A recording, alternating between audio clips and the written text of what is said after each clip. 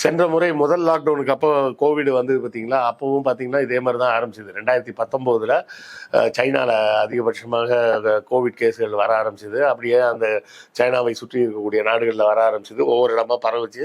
இப்படியே எல்லா பக்கமும் அந்த கோவிட் பரவுச்சு. இதே போலவே இந்த வருடமும் ஏப்ரல் மாதம் மீண்டும் கோவிட் எமர்ஜ் ஆயிருக்கு. சைனா பக்கத்துலேயும் சைனாவை சுற்றி இருக்கக்கூடிய கிழக்காசிய நாடுகள்லையும் நிறைய இடத்துல கோவிட் கேஸுகள் வந்துகிட்டு இருக்கு. மே மாத தொடக்கத்தில் இந்தியாவில் ரிப்போர்ட் ஆன கோவிட் கேஸ்ன்னு பார்த்தோம்னா மொத்த இந்தியாவிலையும் சேர்த்து 120 என்னவோ தான் கேஸ் ரிப்போர்ட் ஆகிருந்தது.